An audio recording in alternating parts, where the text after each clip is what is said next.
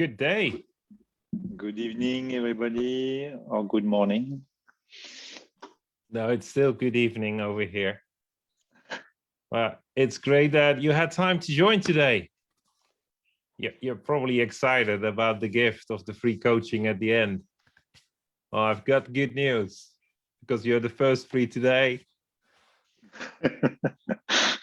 You make a huge change. So welcome. And well, we stream this session not only to the closed group of the Realign Your Future Challenge, I also stream it through my normal Facebook page. So those people who have missed the challenge, I just say jump on and enjoy this session, this final session. And if you have any questions or if you're triggered, I shared the link as well. So you can always go in, become part of the challenge and watch all the replays. Because we really had an exciting week last week. I have seen such a long list of videos with all the comments. And I have a backlog. I haven't finished all the videos that were uploaded over the weekend and today. Definitely going to look, watch them and comment on them. So today I want to give, it's a bit like a summary because it's the final session of the Realign Your Future Challenge. So I'll give you a bit of a summary. Of course, it's a repetitive process. Well, actually, each of the steps are in its own iterative. So I hope you don't feel that you've heard it before, but I just want to make sure that you've gained new language. So, and like in all other sessions, if you have a question, then just jump in, and specific moments, I will ask you if you have questions or if you want to share your experience. So let's make it as interactive as possible. One of the things that I also want to do is actually give you just some insights about what could be the future for the coming 10, 15 years and how this fits in what we have been doing over the last week. And this is my understanding of the future. So you're welcome to add. And but I just want to share it to you because actually some exciting things start to happen if you have a future perspective that is just broader than just you or your organization. And then with all the big things happening globally, it got me really excited that they actually started to fit in perspectives that I already had drawn and helped me to understand the bigger picture. So I want to just give you an introduction to that. If you want to know more and we run out of time today, feel free to contact and let's drink a virtual coffee. So what have we been doing over the last 5 days, last week? Well, actually, you have been doing a lot. I have just been doing some great videos and some illustrations, and you have been doing all the assignments. But what we have been doing is actually we started with looking at the future from, remember, with the time machine, with the magazine.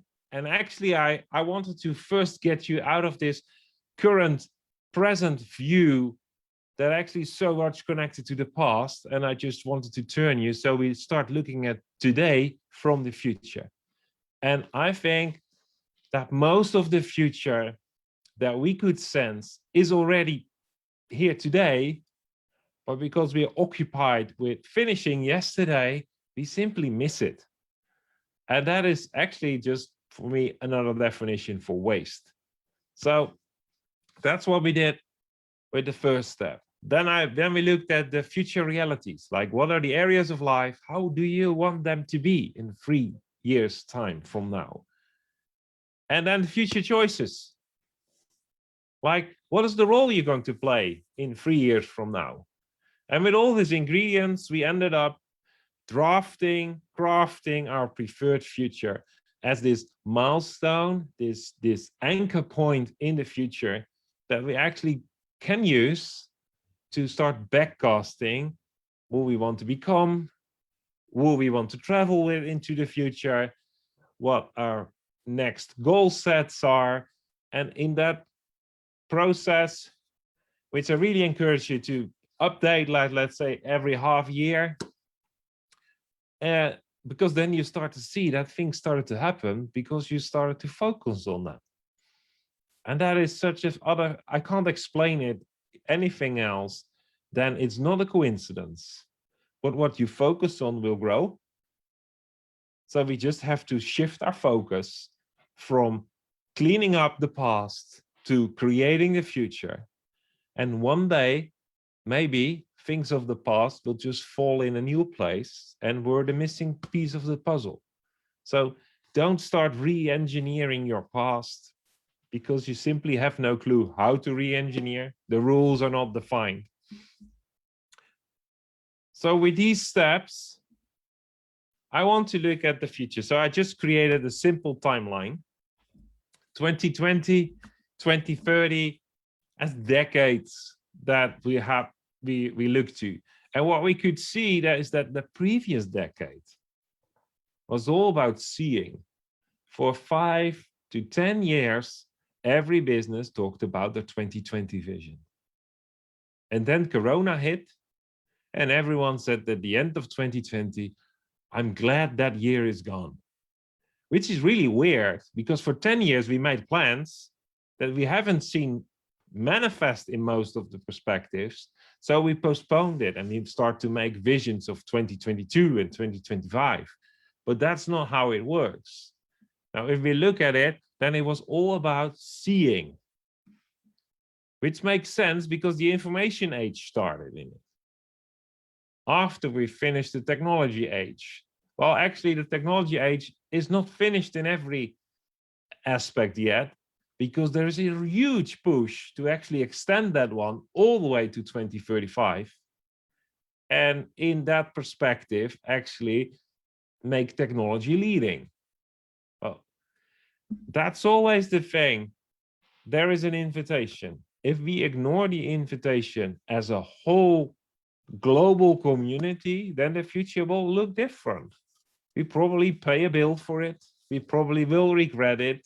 And then a few hundred years later, cycles start to return. I don't know how, but if you look to history, you see that there are 15-year cycles, there are 40-year cycles, there are 500-year cycles.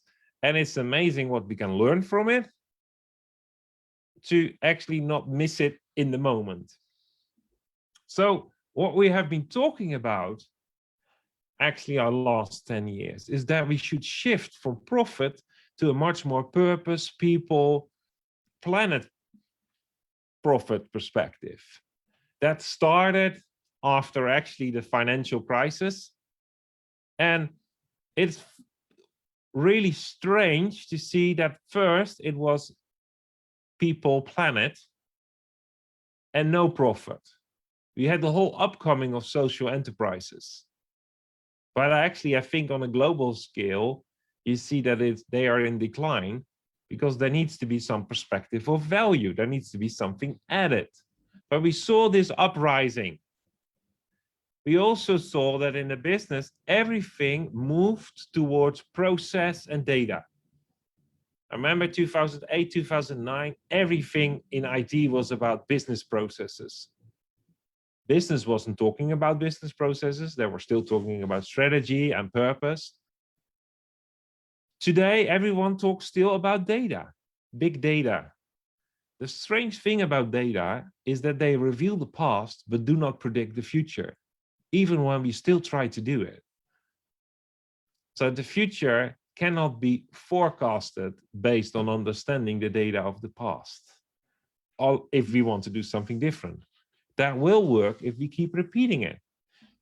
And the main topics in organizations, both business and non-profit, was actually all compliancy, traceability, performance, which was what we call organization orientation. We also hear a lot about 21st century skills. We hear a lot about creative thinking, problem solving, collaboration, tons of education programs. We hear people that are skeptic about the future say that 40+% of the jobs disappear because the world is taken over by robotics. I would say the other way around, 40% or more, maybe even 60% of current labor we are released from, so we can finally start doing what we as humans are created for, which is actually use our brilliant brain, our spiritual awareness of the future, and our heart with all the emotions for something better, something good. So typical words connected to the future is actually creativity, integrity, and excellence. They are the opposite of these words that we see from the last decade. Creativity and compliance are really like not the same coin. They're total opposites. Same as integrity versus traceability. Just look at leadership currently. Integrity is a huge issue. And with traceability, we all open lids that we don't want to open because it's a bit smelly. This decade is actually looks to be all about speaking, all about the voice, all about creating. And to just prove that, we just have to look to reality on the moment. One of the things, it will be human-centered. It will be about the human, not about the user. We hear that a lot in businesses. It's the user experience. It's personally, as a human-centered futurist, I found really, let's say, funny that we talk about the user experience, because normally we only have users with illegal drugs and with software. Like, we are not users. We are human. We have human needs. And even if we look at the customer, we have to be really careful not to ignore that it's a human customer and not the end of our process. So you still see in organizations this huge struggle to make the process not leading, but making the humans actually the object. Which, well, we have a decade. And if we look to how long it takes before we finally finish 2015, 2014 with the digital transformation, just look at the Corona period we had. So many people finally started doing their digital transformation, which is not the topic of today. It is the topic of a decade ago. So it's just like a backlog of homework. Nothing wrong, but there is a difference between, of course, the early adopters and the late adopters. And there is always in the timelines, there is a buffer of 5 to 15 years, or maybe even more. If you look in cycles of 500 years, they talk about buffers of over 100 years. I have no schedule here what that's about. Just to prove that we are in, because the moment I say what the crises are we are currently facing, 80% and above of people will object. But that's always the case, because we don't want to be confronted with something that could be meaning that we have to just step up, speak up. But in 2008, 2010, when we had the heat of the financial crisis, the years before, everyone said, if we can't trust the banks, where are we? Really weird. Like less than 12 months later, the banks corrupted the whole system, but the lessons were still not learned. But we had a huge problem in many nations, with many governments.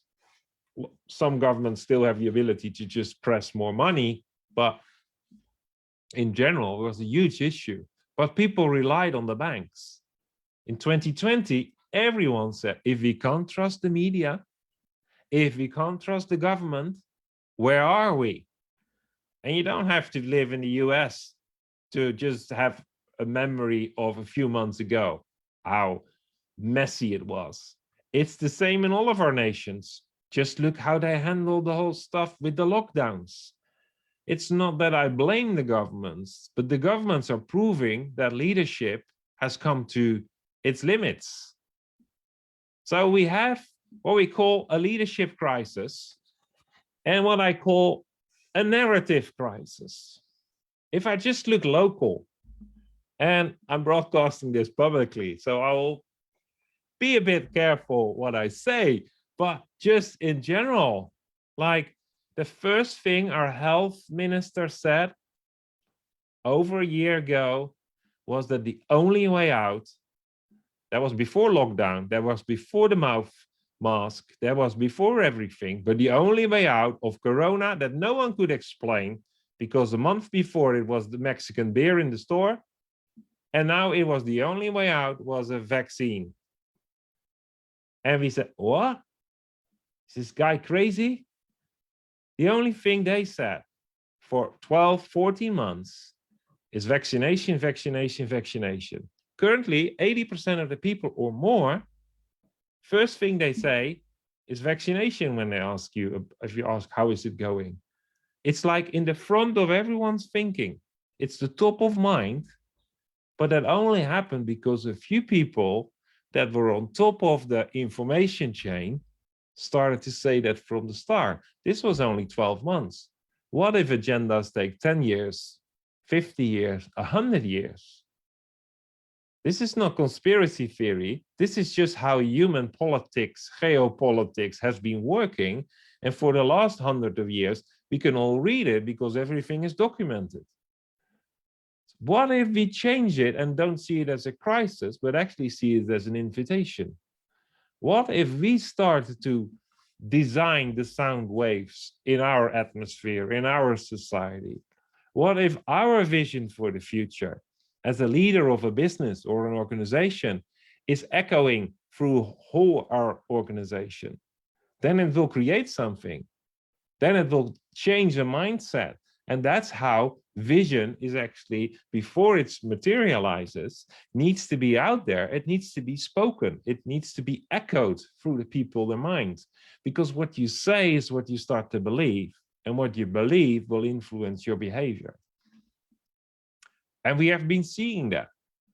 Without talking about the fake news, but if you just look to the media, it feels that mainstream has only one side and everyone is sharing the same side.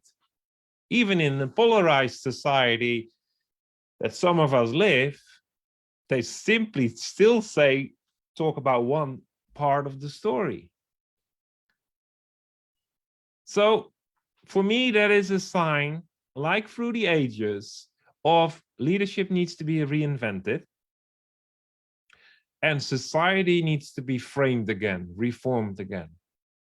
I saw some videos over the weekend about protests. The only thing people talk about now in protesting is give us back our freedom.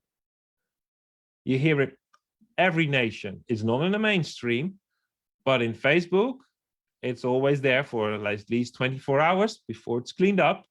But it's happening in all. So there is a huge call, urgency for people to reform society, whatever that looks like. But reforming a society and reinventing leadership happened in 1521 as well.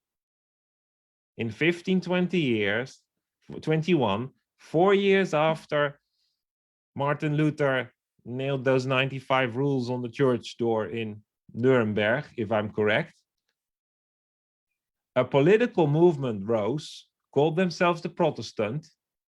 Don't know where in history that became a stream in religion, but back then it was a political movement to object the current way of leadership and the current structures of society. Current societies we all live in, or at least most of us that are in the Zoom call, are all reshaped 500 years ago. So don't know if it's going to happen this decade, but the signs of time from the past and present and the future sound like it. Because the next step is a renaissance. A renaissance always follows a reformation, And a revival is always what's happening before a reformation. So first you bring back life in your household, revival. Then you start to shape the world around you. And then a renaissance follows. And a renaissance, we tend to look to the French Renaissance. But actually the great examples of a renaissance was the Italian Renaissance. It was like around Leonardo da Vinci, that's one of the famous ones, and all the other people. But Leonardo is an interesting one. And the same is like the Western European Renaissance around Erasmus, because both had impact on science, education, religion, and politics. And they were all holistic in nature. So it was not an artistic creativity kind of thing on the art side. No, it was about creativity as an expression of identity, which makes sense. We have been talking about purpose and identity for only one reason, I hope. That's that we finally can come to the table with our own identity.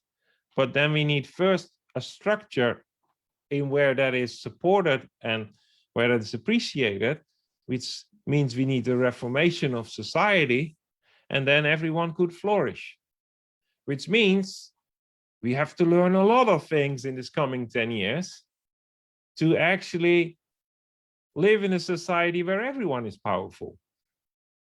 And we love to talk about empowerment, but I haven't met a manager who can handle it. Because I think when I hear the word empowerment, that the only goal is to empower people, which means the end result will be powerful people. Have you seen a business or an organization where they can handle that as management when the people become powerful? So we need to learn a lot of things. That's what I wanted to say, just to give you a heads up, because that's why it's so important that you start to develop your voice, to develop your language, to add your new language to your vocabulary. Like I said during the challenge, your language from yesterday repeats yesterday. Language from today confirms today.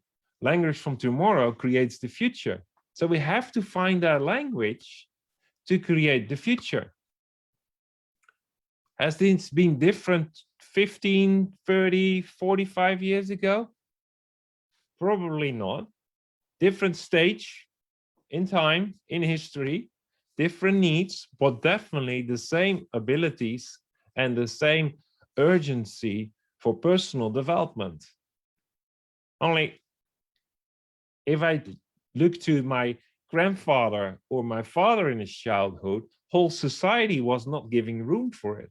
But now we see that society is shaking, because 2 years ago we had room, now we have a little bit less room or no room. I've tried to give a training with a mouth mask and you're done in 2 sentences. Normally I have to watch the clock to make sure I keep it within a certain amount of minutes. But with this mouse mask, it's just like a silencer. Just go to the supermarket and see how relational your neighbors are. So something is happening. I should explain this one as well. The intrinsic motivation. If there is not a small flame in you, no one can add fire to you, or it must be from the outside. But if you want to be on fire, you have to find that small flame inside of you.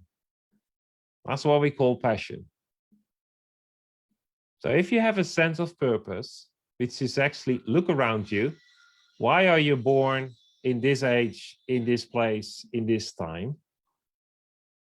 Find people around you that ignite you, that just light you up, that are this amplifier, this booster, so that your passion comes to the surface. Because when you start to combine your sense of purpose and your passion, you will be unstoppable and you will go forward because you want to realize what you believe in.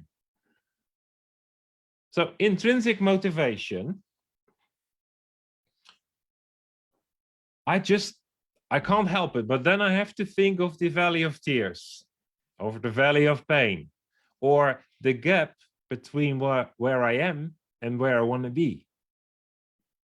Because if it's possible to live my dreams, to live in the future right now, why wouldn't I do it?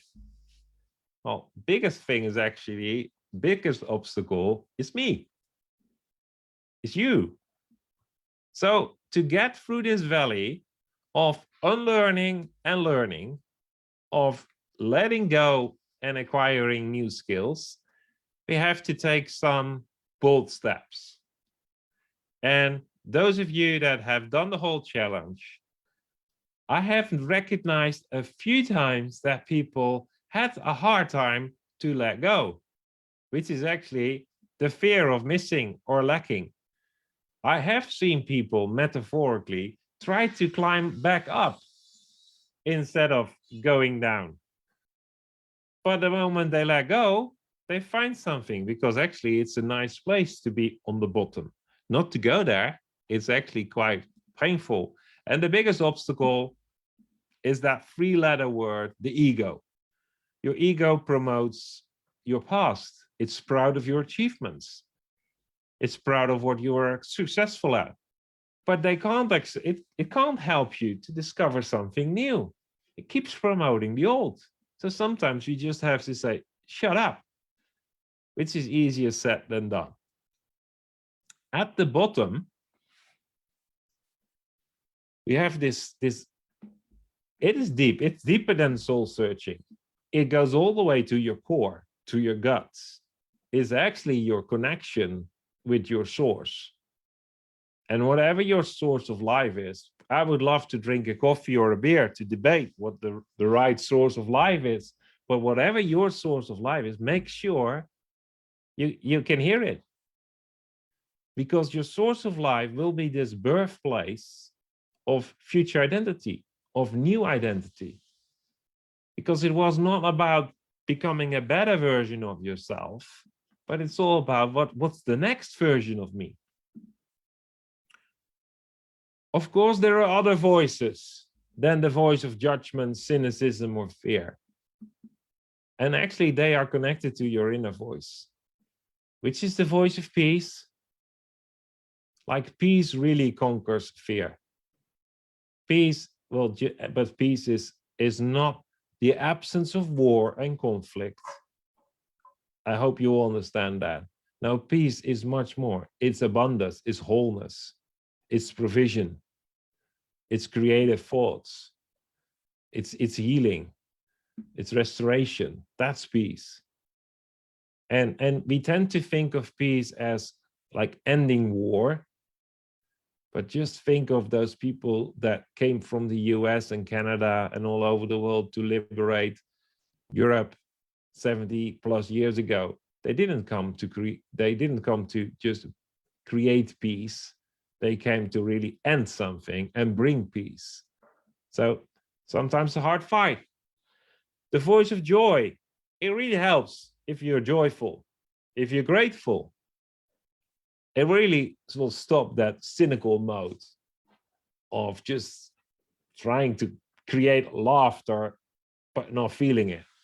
And then, of course, the voice of righteousness, which is actually being intentional and acting out of what is right, not what is good. You have to do what is right for you because it needs to be purposeful and meaningful for who you are.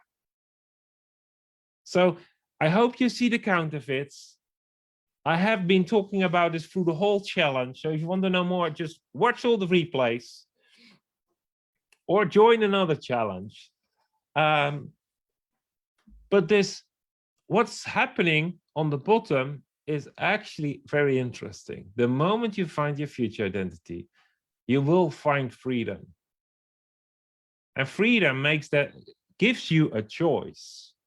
This inner voice, you can choose to go back left, which is what I call the victim mode, or go right and become a victor.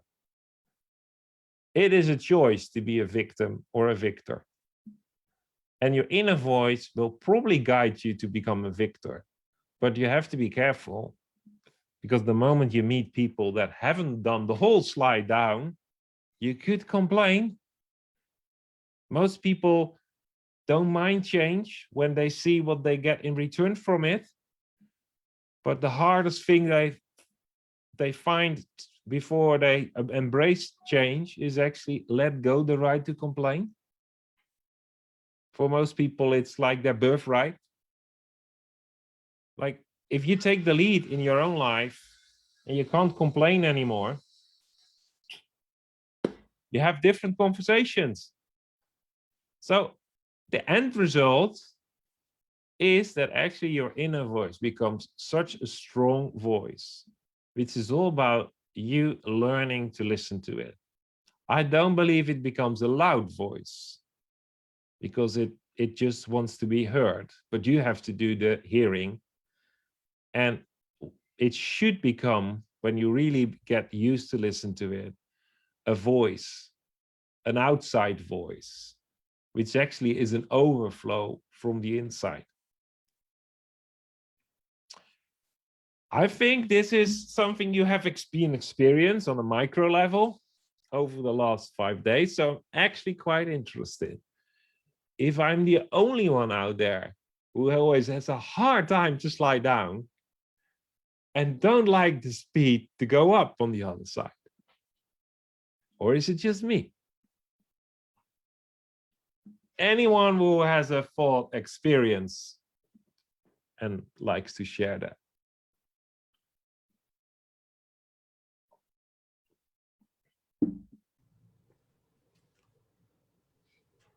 I think for me that invitation going up on the right there is,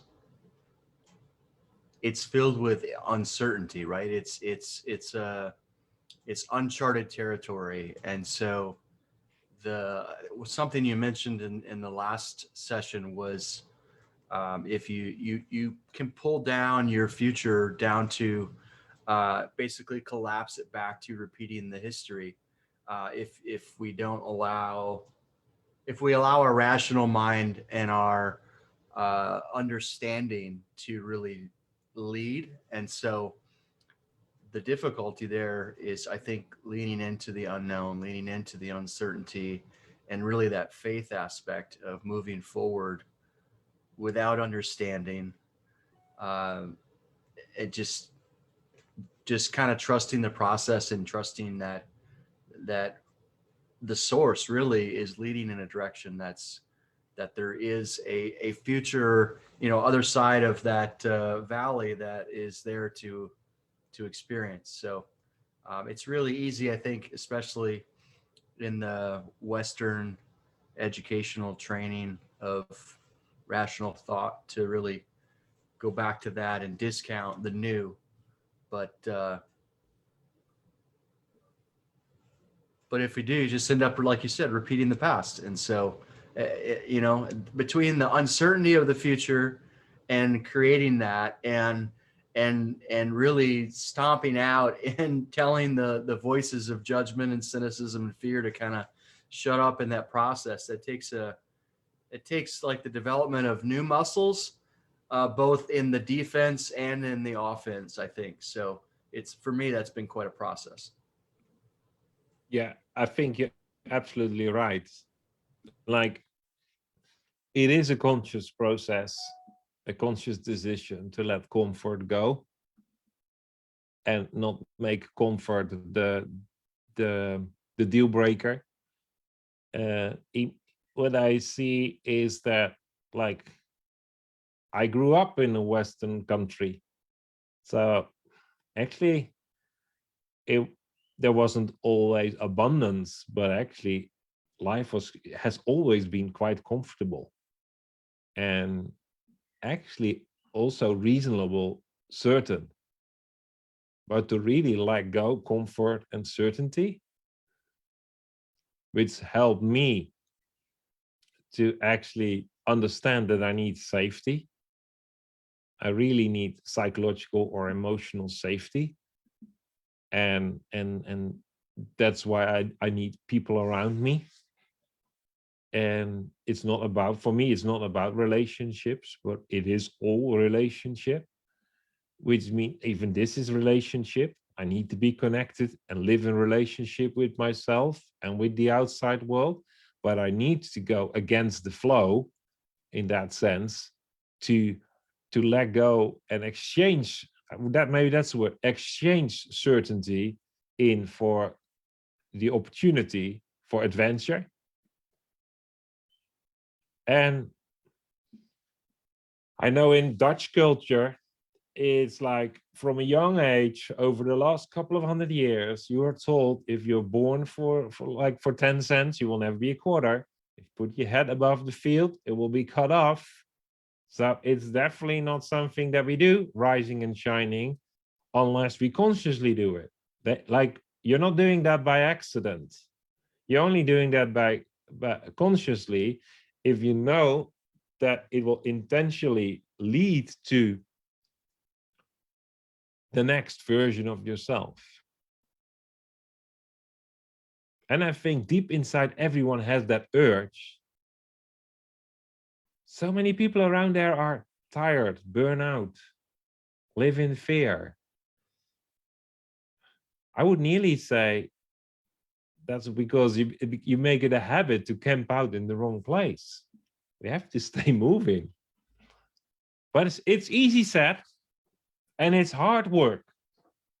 And it's all about ownership and taking the lead of your own life yourself. No one is going to do it for you. And those people, I think, like those who are in the challenge, who've done it, I don't have to explain this. This is how you're living.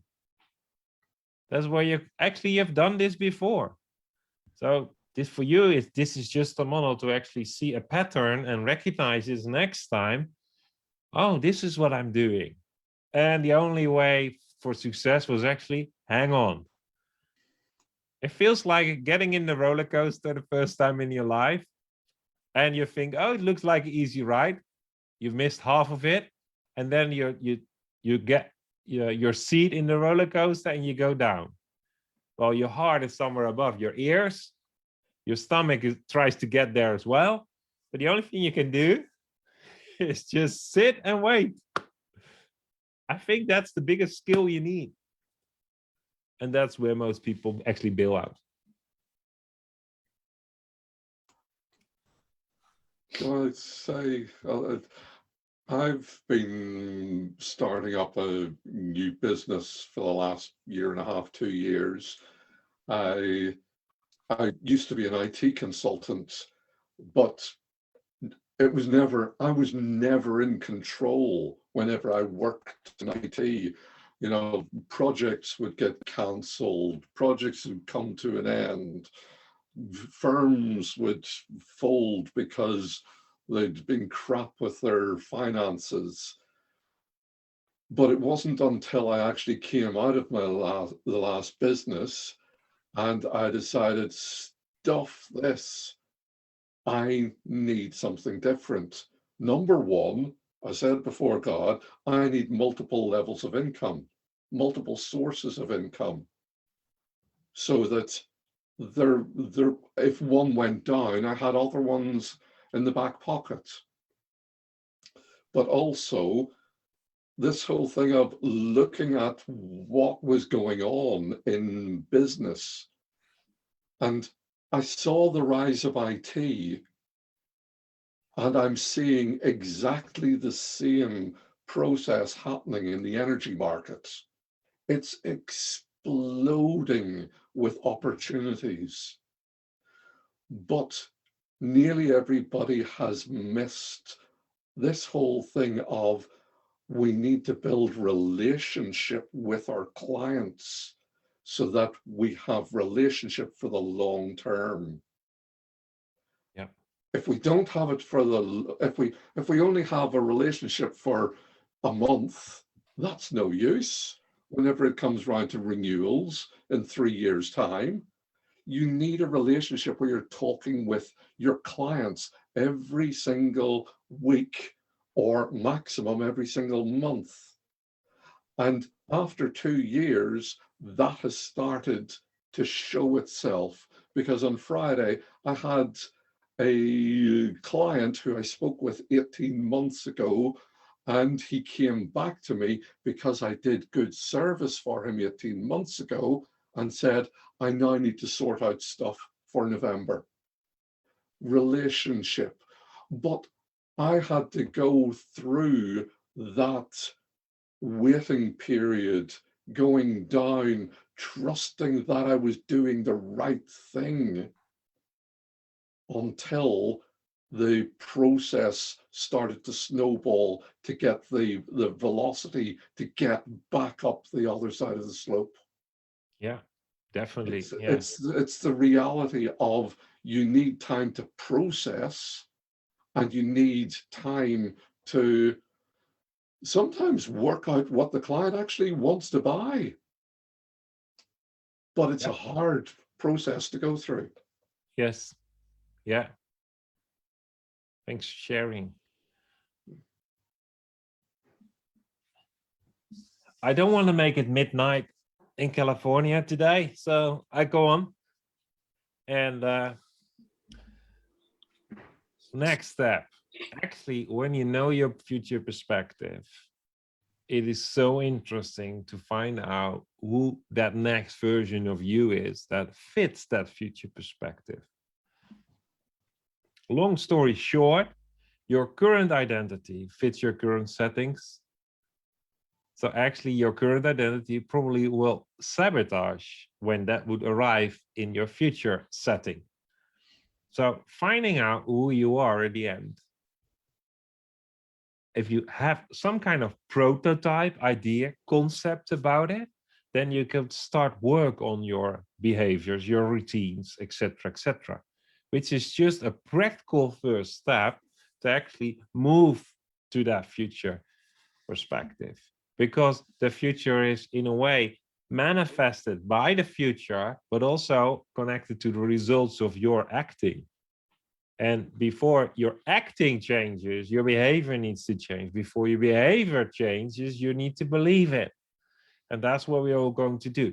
But having a clearer or more clear, I don't know what the right grammar is, perspective of your future identity, that's such a powerful tool, because then you could start speaking out from an I am perspective of attributes that are part of your future identity. And then you will attract people that actually want to go with you that same direction. If those are the clients you talk about, John, that you have a long-term relationship with, then you found your sponsor to do a crazy journey. Because that's at the end of the whole thing is your business is probably your vehicle.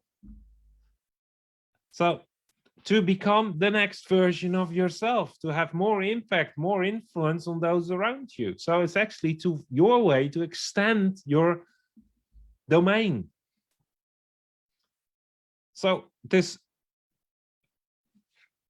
future identity, there are 3 attributes that I found out over the last 18 months with a group of peers in the mastermind groups. We could work at understanding what I have to support, where I have to lead, and where I can serve. And these aspects have to do with your future choices, but actually you could start by speaking. Like I said, we live in this place of vocal development, finding the language of the future. We could actually start getting an understanding of what feels right and what feels good. And if we start to focus and by small circles start to find the right language, well, there is a moment we find a language that sounds so obvious, but it's not connected to today, then that will create tomorrow. That creates the future. And you need your peers. You need an audience that is not offended by you changing your language every other week or every other day. Because why would you repeat language if you just find out that it was not that language of the future? Then you delete it. Don't do this with the people that lead you. They become really agitated and really offended because you become this threat that kills comfort and certainty. And don't do this with the people that you lead because they got really lost. If every Friday you find new language, on Monday they start doing new things, and the next Friday you delete the language again. So find a safe place. Find a safe place to redesign your future sound. Or even better, to find that future voice. And I want to look to the stages of life. And I just plotted 3 stages of life because the third one is a repetitive one. And there is an initial one. The moment you're born, you just have home. And then one moment you get into the real world and you find out that there is a home, your occupation and society. And you start to find out your roles in it. I call this the balance mode.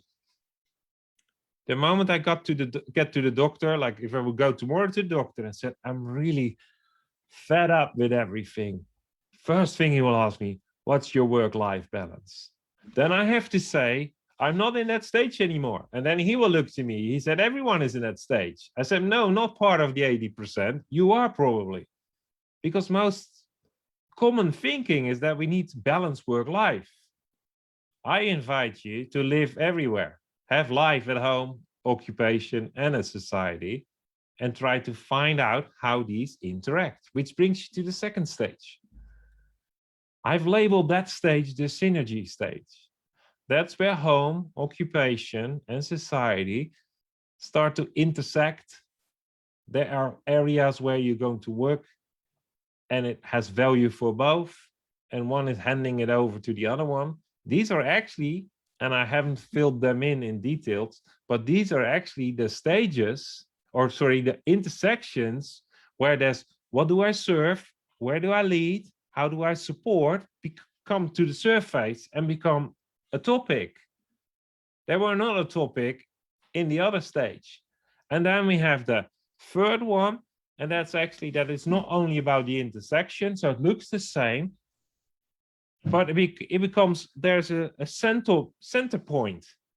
There gets into convergence where everything starts to work, and you find out that wherever you are, you start to carry and do the same kind of thing.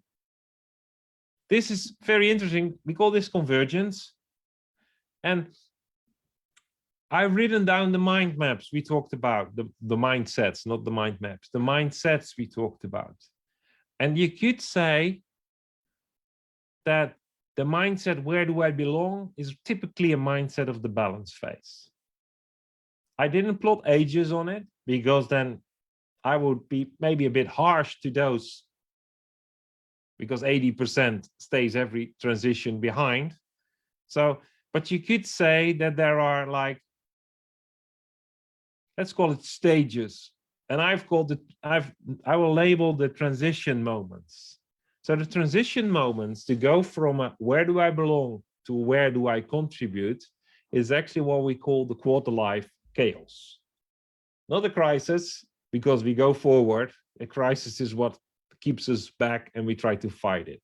Now it's a chaos and an invitation to get into a new place, reinvent yourself, a moment of rebirth. And there is the midlife chaos. Typically, we say quarter life crisis is around 30 and midlife chaos is around 45. But then we have people who are 37 and we have people who are 78 who haven't seen the invitation. So I'm not putting those labels hard on. If you get in a organic flow and you start to develop the inner voice and you start understanding the invitations, then they say that there are 3 times convergence possibilities, which give you a rebirth, a reinvention, but also like really more center point kind of thing. Which is fun to watch, because when I do this with people in the age of like 45 to 55, then there is never talking about this second or third stage. When I talk about 55 to 70 people, they mostly are already like in the second convergence. And you see that there are so many building blocks that become more clear that probably will be part of the second one. I have not met anyone that is in that third iteration yet. I know they out there. I know in Jewish culture, they just plan this by law and by rules. So at 75, you will be your Uber Rabbi state, and you will just, it involves a lot. But that's maybe Jewish culture. They just made the laws of nature really cultural rules. But it's interesting to see based on the mindset where people are. Because those people who are in this, who do I become? Most of the cases, they have created some kind of freedom around themselves to act, to behave in a certain way, which nowadays is actually mostly translated to people with some kind of entrepreneurial setup. In the old days, before the Industrial Revolution, it didn't matter. Entrepreneurial was just an attribute. So taking those stages, in that first stage, you're probably seen as a noise. So you're part of the big sound, but you're just a noise. And maybe sometimes you're allowed to make noise, but most of the time you just have to play a role. The second step, you become a sound, like an expert. If a certain topic is there out there, then you are invited to contribute, not to make decisions, but to contribute. That last one, convergence, where you have this voice, then actually you're not seen as just the expert, but you're seen as an authority. And you're not invited to contribute, but actually you're invited to challenge the ideas and the decisions that are made.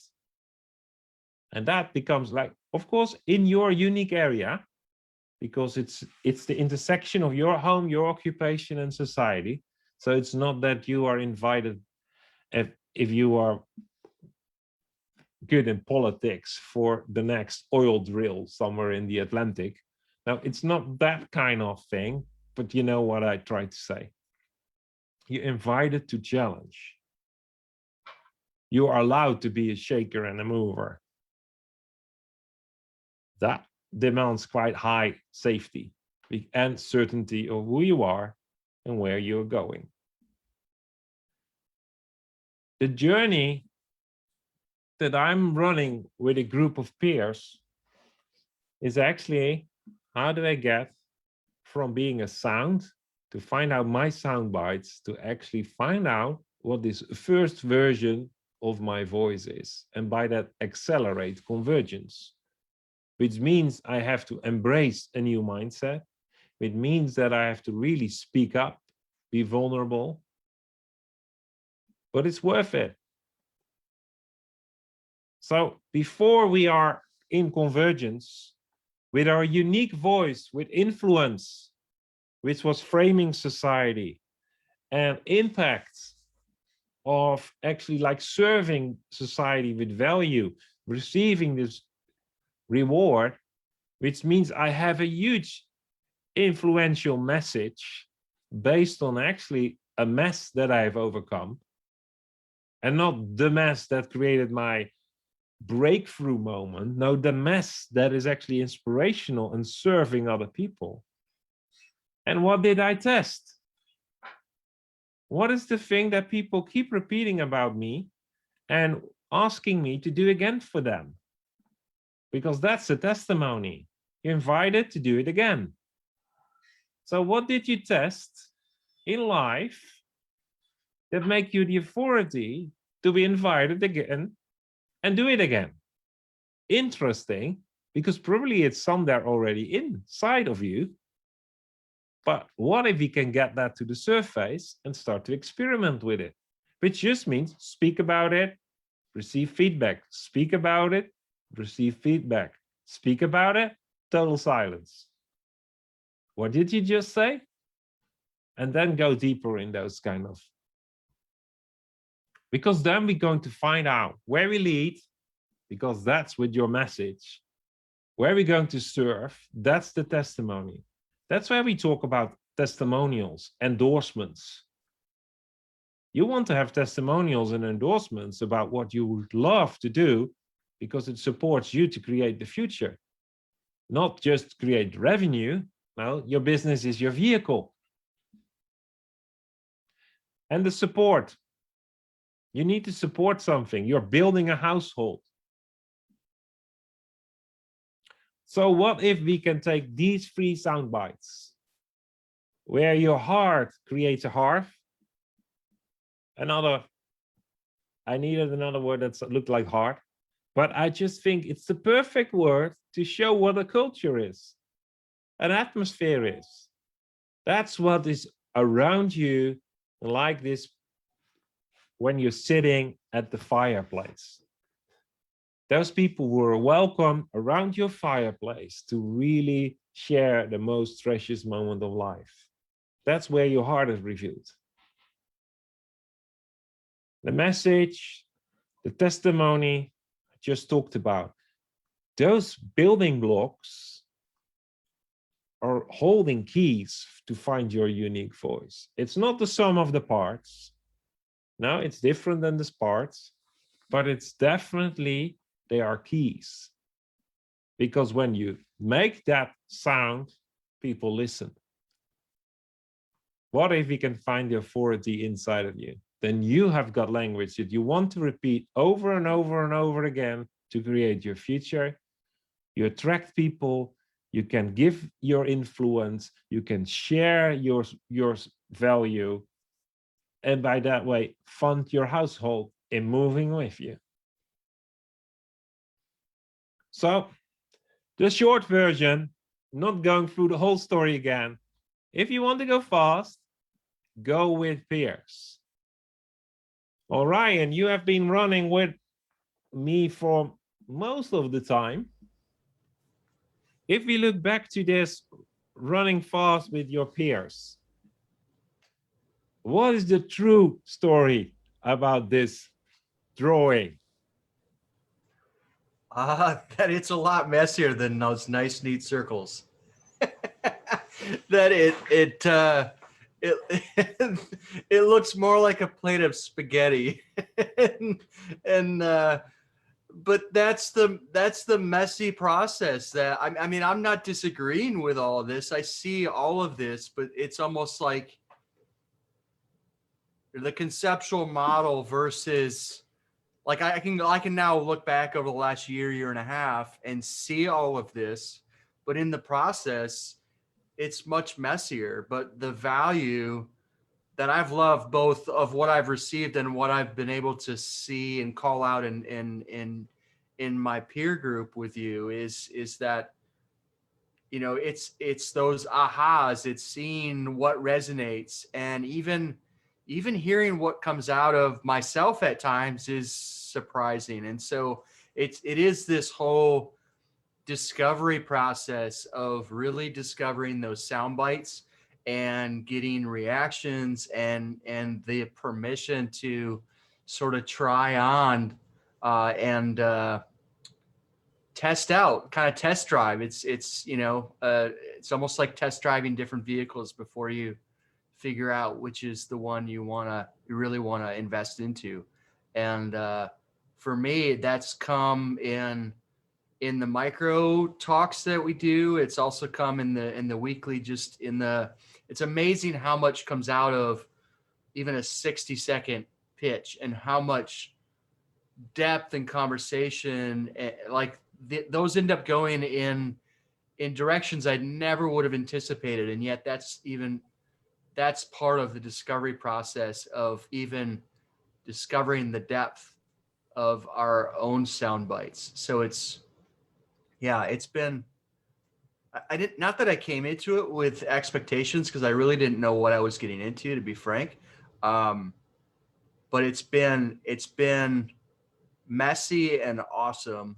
And it's forced me to externalize and to just put stuff out there in a safe environment to get that feedback loop and to really learn from both myself and others in terms of that kind of what was coming out of my gut and intuition and mining that out. So yeah, I hope that helps. Yeah, well, I like it. The spaghetti, it just remembers me. For years, I worked in organizational design, and we always come with this amazing layered structure. And then the client always said, you present lasagna, but now we're halfway. It really looks like spaghetti and not really well cooked. Well, yeah, that's what I. Yeah, it's been truly accelerating in terms of that discovery and the refining process of that, and now even in this past week going through this challenge, you know, it's the language piece of that. I've gained such an appreciation for the importance of language in terms of creating the future. And even this week, in the past 7 to 10 days, I've had, you know, it's not been like huge directional changes, but it's been slight shifts in the language that have, you know, really kind of made gears kind of sync together a lot better. So yeah, it's been fascinating. Thank you. Yeah, that's good. So my personal wheel, and I see it work for others as well, is that you get into this wheel of mastery. Like we love to grasp something like being challenged. Like we did last week, you're being challenged. But being challenged is like one of the sides of your development area. The other side of your development area is actually like perseverance. It's repeating, which feels like fatigue. But actually we call it mastery, and the result is excellence. And this is something that I've learned the hard way over the last 12 months, actually, is that it felt like fatigue. And I had to work harder than ever to get my intrinsic motivation up to a level that at least got me producing something during the day. And till someone said, are you in fatigue? And first reaction I had, no, I'm not in fatigue. How dare you? And then I thought, before I didn't say no, I just like, and then I thought, yes, I am. For the first time, I noticed that actually I'm in this repetition state, that I'm doing the same thing again. And I don't feel the excitement of the first time. I'm even maybe a little bit bored, because this is not the second time. This is like the 24th time. And normally I only do things 3 times. So, you know, that kind of thing. But it's the process of mastery.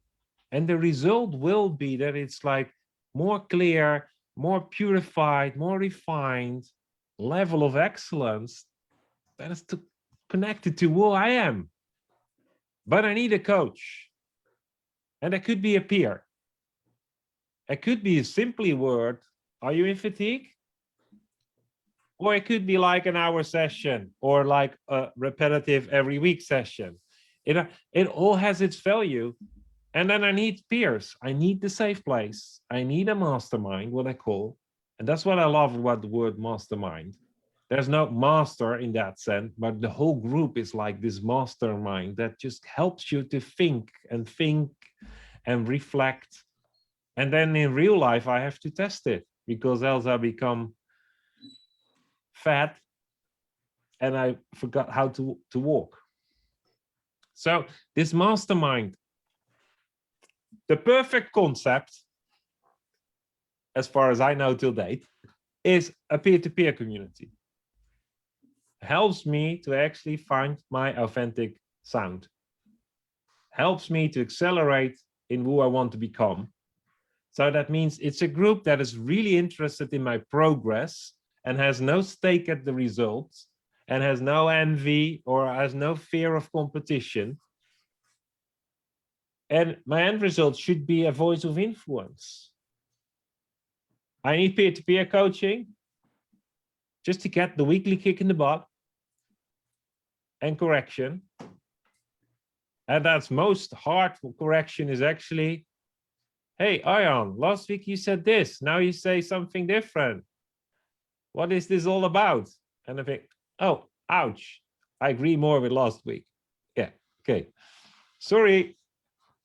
And that's not towards them, it's towards me, because I believe accountability is to yourself, your source, your spouse, and those who you lead.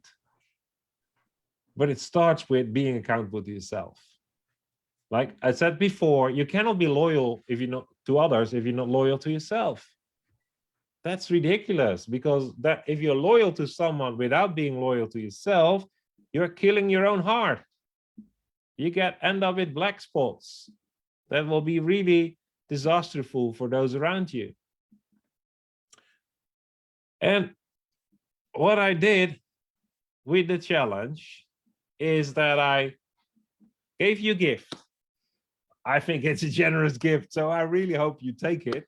But the first 15 that signed up, and I have got some names. The funny thing is, at the end of the challenge, the people that made all the assignments are also in the final session. So I have just to check who will I forget in the long list. No, I think I did it well, but you have to find your name. No, it's not about that. It's about, like, I will send you an invite over the coming days, just by email or the direct message, but I've got your email addresses, and invite you for just to plan this one-on-one session where I want to really reflect on your experience and your results to get you to really like into application of what you have done. You've done what I talked about in the Lego session, the revelation, the interpretation, but I want to give you the application, which I can't do for everyone. So I only do that for those people who have just been eager to work on themselves. So you can expect from me a message to plan that moment. The second thing, I really want to invite you for this mastermind group to experience it yourself. For me, it has been like a life changer to be in masterminds. So I invite you for a free session. And then when you sign up, you still have 21 days to experience at least 3 more times the group before your credit card is charged, because I only want you to stay in this group and reward me if it really keeps accelerating you. You've heard Ryan, and that was not scripted. That was on a story. And I could ask the same to Raymond, who is in the group as well. And it has changed all of our lives. So I only want you in when it changed your life, because then you are true inspiration and you receive inspiration from others. So I will invite you through the same email to just test it. This Friday or next Friday, just test it once and then make up your mind. So if you say, no, I take the deal, the link is below here, and I will just make an announcement of this one as well. So just to finish, I said this on Friday, but for those who have missed it, I want to thank you on behalf of yourself. I think you can be really proud of yourself and grateful that you have just ignited the next level of personal development. So keep it as a routine, or make it a routine, and just remember that you're really worth it to be invested in. And if you want to give, want to speak, do it out of overflow, which means you have to develop and invest in yourself before you do in others. So I really want to thank you from the bottom of my heart for finishing it, and all the feedback. You're a true inspiration.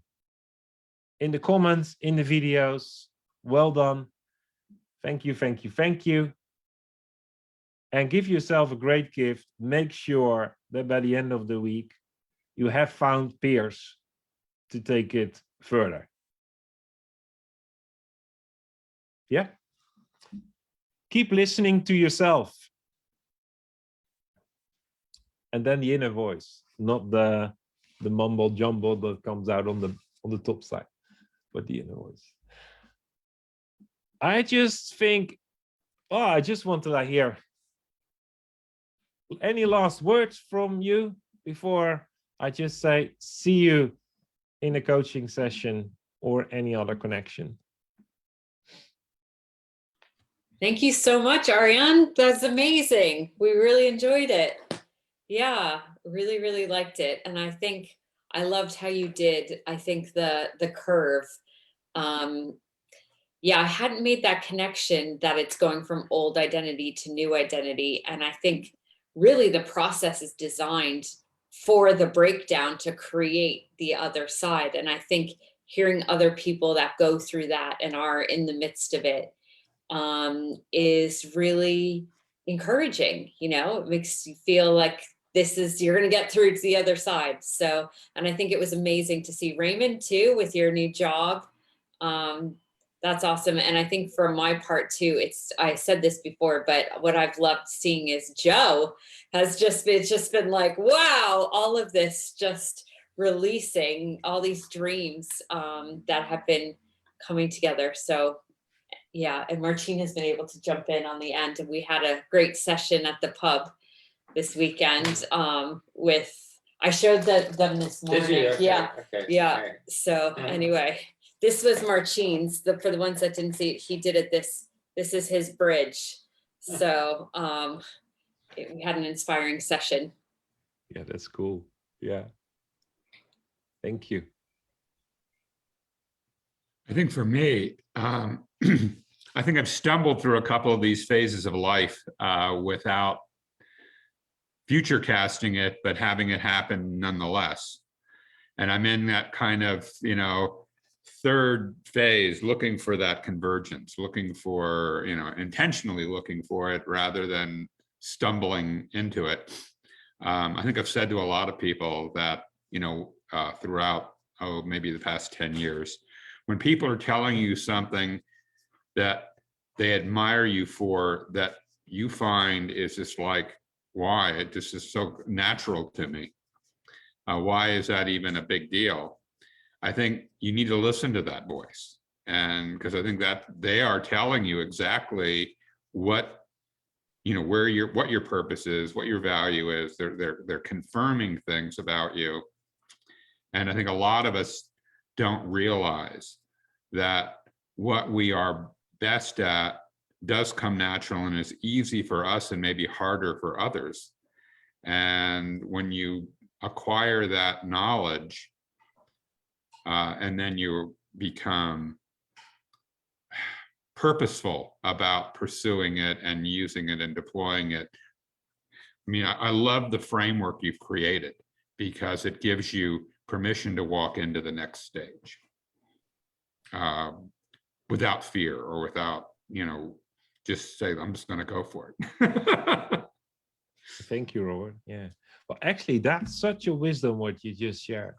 I just want to just ponder on that a bit. Like on the pre-session, I plotted also the four development. I don't know the name, but unconsciously competent and consciously competent. Those quadrants on it. And that last quadrant it took me actually quite a while to map it. And then I mapped it and I thought, that's strange. When it finally works, I'm unconsciously competent. And I thought always I will be consciously competent because unconsciously is like just the first stage. And then I become consciously incompetent, which is the horrible stage. And then I become unconsciously competent and I end up being consciously, but it's not. You end up being unconsciously competent, which actually is what you just said. It flows naturally from you. For other people, it's hard. It comes naturally out of you. And my upbringing, and not to blame my parents, but just like blame the whole Dutch society, would be like, oh, never mind. It's not that such a big deal. No, it is a big deal that they recognize where you are unconsciously competent, where it flows naturally. Because actually those are elements that you have finished the whole curve. And like you said, take them so seriously, give you like footsteps up. And normally I would just forget them. So I would say to Vincent, add that to your journal. One page dreams, other page what people confirm about you, what you're brilliant at. Thank you. Probably I share that as gold in the next challenge. By the way, talking about the next challenge, end of June, I want to do a future mindset challenge. So you will see that through this Facebook group that you're all part of. So jump in. It's a different challenge. This challenge will be in an updated version in half a year when you need an update. So invited for that one as well. But just jump in the one in 3 months when we talk more about the mindset and then the leadership side of having a future mindset. So for now, I just wish you all great last part of the rest of this day. And we'll speak each other soon. Thank you. Will do. Thanks a lot. Thank you. Thank you. Thanks a lot, Arjan. Thank you. Thank you. You're more than welcome. Bye-bye. Bye.